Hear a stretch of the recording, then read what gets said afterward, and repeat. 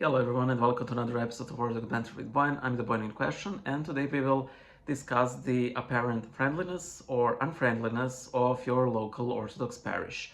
And when I say Orthodox parish, I primarily mean, but not necessarily exclusively mean, ethnic parishes in Western countries. These can work throughout. I recently got a comment from a person who attended an ethnic parish, and throughout their stay there, however long they were attending, they were approached by nobody. There were no ushers, no greets, no invites to happy hour, and after some time, the person begrudgingly stopped attending that Orthodox church. Okay. Um, I want to start off with a bit of a story. Well, not a story, but the impression that people generally have of Russians. And I do not know how true this is, but uh, what I've heard is a good illustration of the point I will try to make in this video. I've often heard that Western people find Russians humorless, and that they think that Russians practically never smile. And one of the explanations for this is that in Russian culture, if you're like smiling in somebody's face, it means that you're shifty and you're about to do something backstabby to that person. So therefore, no smiles allowed. In Serbia, it's everything. If you don't smile, it's fine. It's not like tragic. If you smile, it's okay. You're not necessarily being backstabbed. So anything goes. Why am I saying this? I think that there is a major cultural discrepancy between, people who attend an ethnic parish, who are of the nationality that parish is intended for, and people who visit such churches. Uh, Let me put it this way. When I go to a church here, I do not expect to be greeted at all. I don't need nor want somebody to meet me, to greet me. I simply want to go there and pray and do whatever else I want, to light a candle, to confess my sins, whatever. I do not need an usher, a greeter, and so on. It's different in the West, and I believe that a lot of this being different has to do in part because all of the denominations are fighting for members, because here, when you want to go to a church, you will go to an Orthodox church. Of course, if you're a Catholic, you will go to a Catholic church, but in the sense, there's not a lot of fighting for members. This comes even from different denominations. Like the Orthodox Church here isn't really fighting to convert Catholics, and Catholics aren't really fighting to convert Orthodox. The traditional evangelicals aren't fighting to convert to their own. I mean, each of them are sort of happy if people drop by from other denominations, but it's not like they're putting any real active effort to convert them. And therefore the lack of ushers or anything else relating to outreach.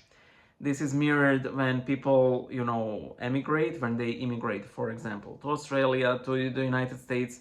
They simply keep doing the church as, they're accustomed to.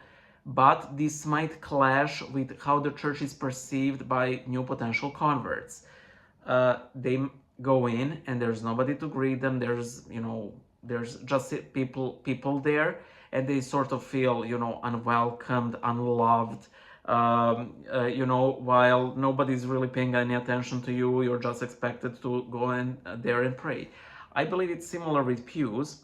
Like I've heard a number of times that people who come to an Orthodox church might feel really overwhelmed by this open space, and that the lack of pews in their mind sort of marks this space as not a church. It's lacking that very specific churchy element of how they knew church. And there's that. Again, I myself was burned by this, as I already mentioned in my ethnic parish video, that I've attended my own parish for like 8 years without meeting a single soul. Then I started attending a different chapel, and this was a much smaller, chamber concert type of venue, and there things immediately improved because we were such a small community. By the way, guys, if you have a small community, Orthodox community, bless it until it grows, because the split second these things grow, and again, I pray that they do grow. But the issue is, whenever these communities become big or large, you immediately lose that sort of intimacy you have with people and the community of your own parish. It sort of falls apart. And I think that on the site of OCA, Orthodox Church in America, there's actually this research into this. I can't recall what specific number it is. It's like 150, and there's a name, for example, Dunbar's number, something like that, which is the approximate number of people we can honestly keep track of in our lives. And what they found is that parishes who grow larger than this number lose this sense of intimacy and community. But back to the issue at hand.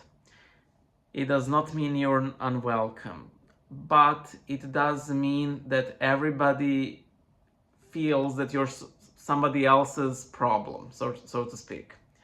If you want to get invited to a coffee hour, for example, it's held in the local parish hall, but nobody invites you specifically, I'm sad to say it, you will have to sort of push your foot through the door to get invited. It's probably best to go with the priest, hey, I would really like to attend coffee with others, can I go, or something like that. However, this is also a call for members of ethnic parishes, especially clergy.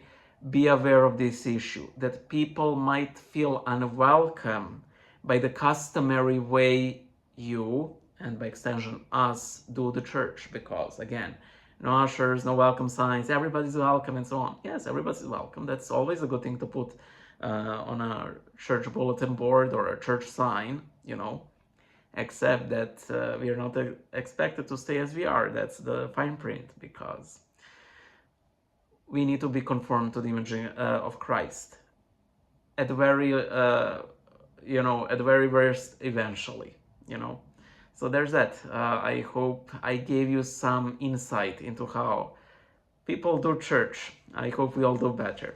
Bye.